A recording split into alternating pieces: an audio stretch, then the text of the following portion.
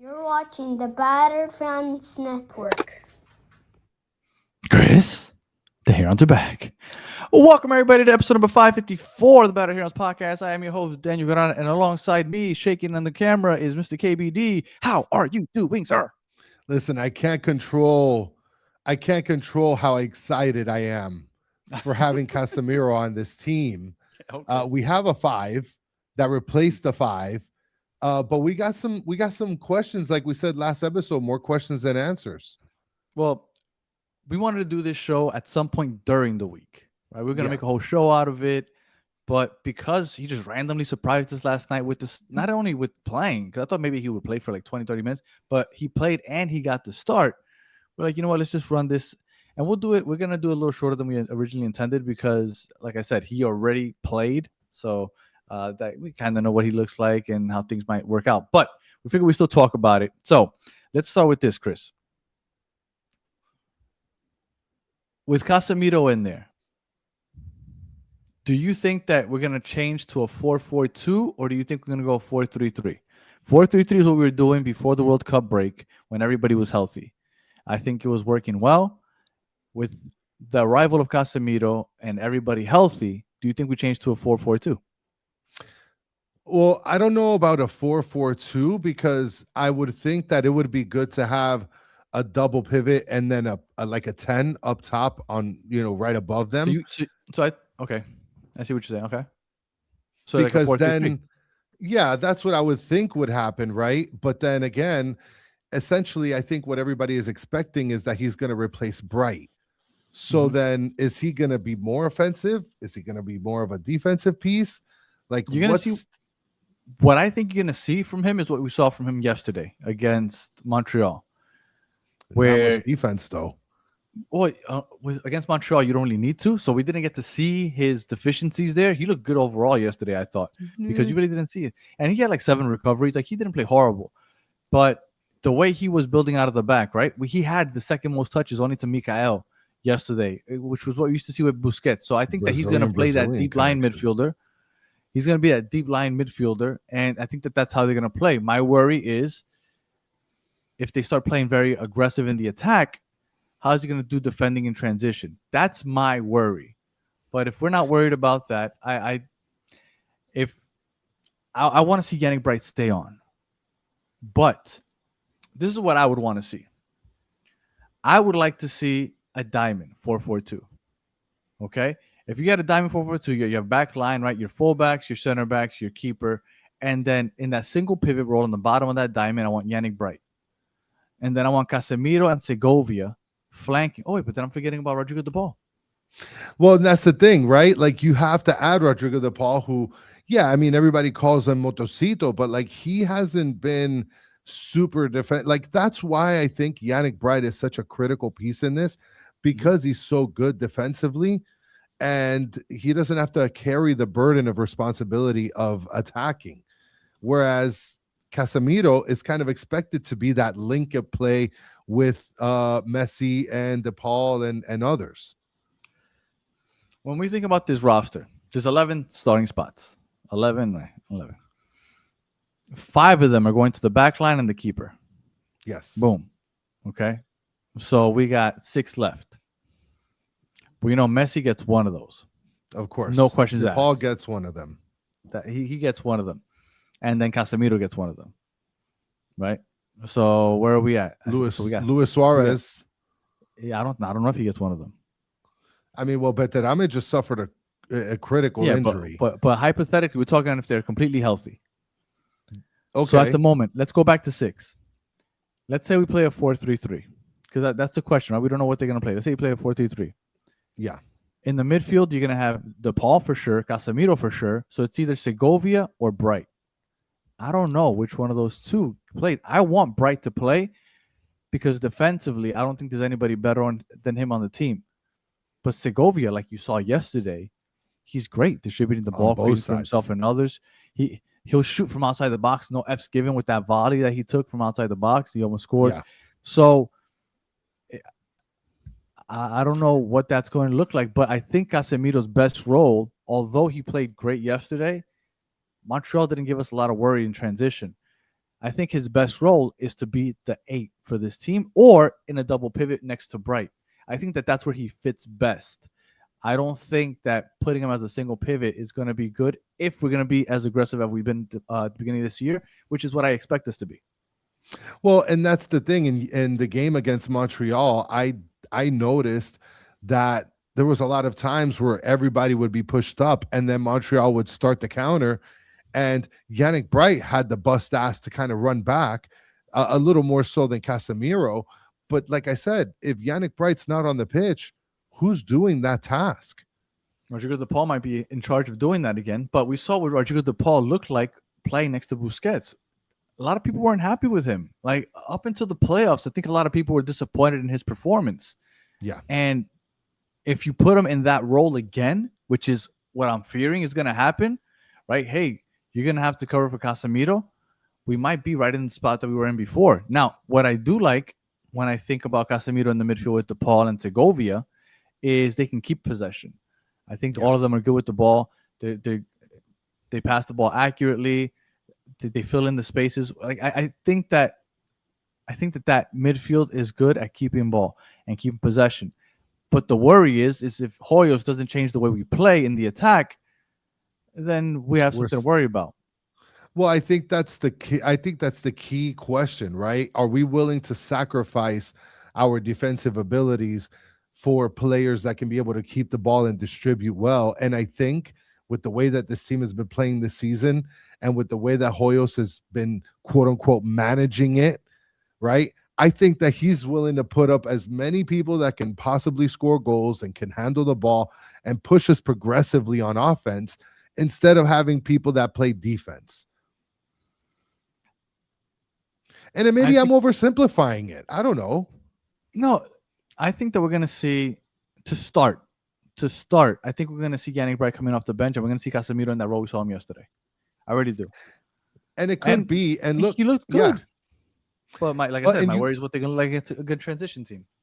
And you haven't even mentioned where's Silvetti in this? Where's Luis Suarez in this?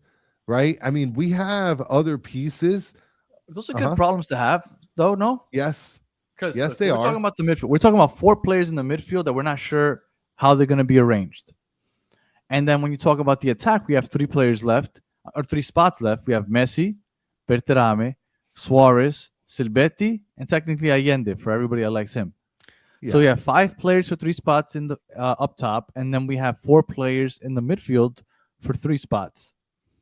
Hoyos has it's a lot of decisions to make, and what the worst part is, in my opinion, is that 2 of those players I would leave on the bench, but they're DP players. Because Rodrigo De Paul, to me, hasn't been horrible, but I would keep Yannick Bright and Casemiro on there over him. No, I would keep them on there. Well, and the other piece is Segovia, who, like I said, I think the key with Segovia is that I think clearly he is above and beyond in terms of like handling the ball a little bit better than Rodrigo De Paul. Rodrigo De Paul is a good ball handler, but at the same time, I feel like Segovia is more of a skilled ball handler and passer. If it were up to me, I know De Paul's not going to get benched. I would bench Segovia. As much as I like Segovia, I would go Bright, Casemiro, and De Paul. And I think that would be possibly the best midfield in the league. Well, and maybe you're bringing on Segovia because he can just come in the last 15, 20 minutes, but then essentially you're changing the whole format because who's he coming in for? I would assume he's coming in for Bright. Remember last year, he never played a full 90. He would either come on as a sub or he would get subbed off early. I could see in a game that he comes off or comes in the 60th, 70th minute for Yannick Bright, and then they move Casemiro back into that holding midfield spot. Like, I could see something like that happening. And then up top, that's a whole other conversation for another show, because I'm really curious to see, like, if Messi, Berterame, Suarez, Allende, and Silvetti are all healthy at the same time, like, who do you start up there? Well, and I think one of the issues that you just mentioned is, okay, the obvious substitution for Segovia would be Bright, and then you're going to have to reformat everything and bring Casemiro back. But you're bringing Casemiro back after playing for 70 minutes. So it's not like you're not getting a rejuvenated player back there. Like, he is in some shape or form exhausted or tired. I mean, these are professional athletes, so I imagine Right. not so much, but he's not going to give the same effort that he did in the beginning of the game or what a Yannick Bright would give. Or El Motorcito would be in charge of that defensive Gosh. responsibility for the last 20 minutes or so. Imagine that. Like, I mean, a lot of people have not been happy with the Rodrigo de Paul's performances or I lack thought he of. looked so far this year. I thought he's looked okay pushing forward. I thought that he's looked much better since Hoyos came in, and I'll give Hoyos credit for Pushing this. forward, yes. They allowed him the freedom to push forward. They made Yannick Bright the single pivot, right? The single defensive midfielder, and they said, DePaul, do your thing. And he's done that well. I think in that role, it's his best role. But all of a Yes. sudden, you put Casemiro back in there, and all of a sudden that might change, like it did last year with Busquets. But I guess I'll finish this by saying I do believe Casemiro's best fit is either playing a double pivot where Bright can cover behind him and he has the freedom to just build the play up from the back, or 100%. or as just a central midfielder where Yannick Bright is the defensive midfielder and he has the option to push up as high as he wants or fall back as far as he wants. But him as the single defensive midfielder scares me just a little bit. But we'll see. We'll see what happens when everybody's healthy because I think that's what has me the most curious. Well, and I think we saw shades of that against Montreal, where you had Yannick Bright fall back, and then Casemiro had the flexibility to go up.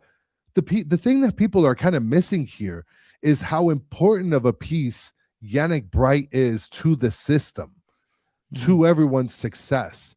Not to say that he is the reason for it, because there's other people that are more skilled, but without him, you're going to be dependent on Casemiro and Rodrigo de Paul, the Motorcito, to give more of a defensive contribution.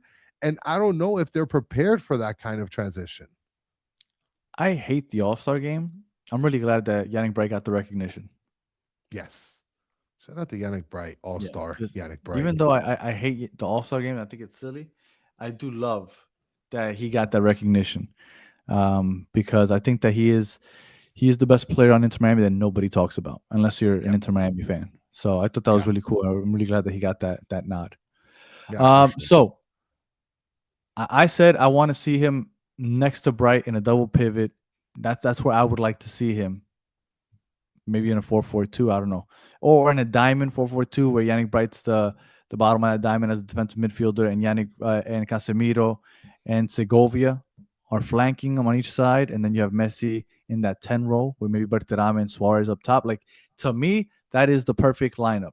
You have your back four, however you want to line that up, Frey, Mikael, Region, all of them, and then the keeper, whoever that may be.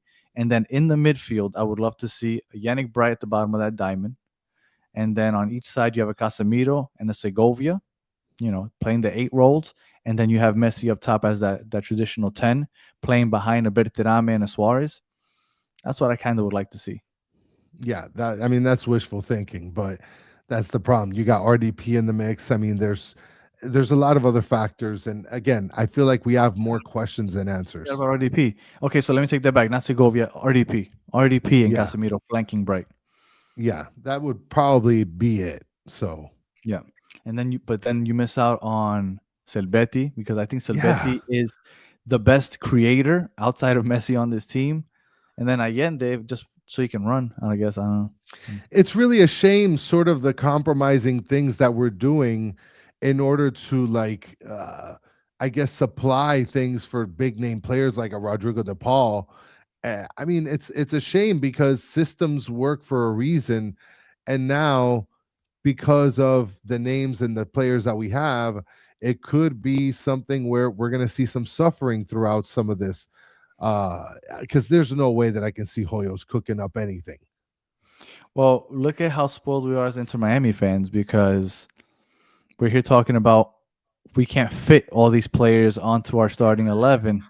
And then there's other teams out there that are just like miserable right now. So I mean, it's a positive. Good problems. We have the greatest of all time coming soon. So yes, we're all right. Any final words, Chris?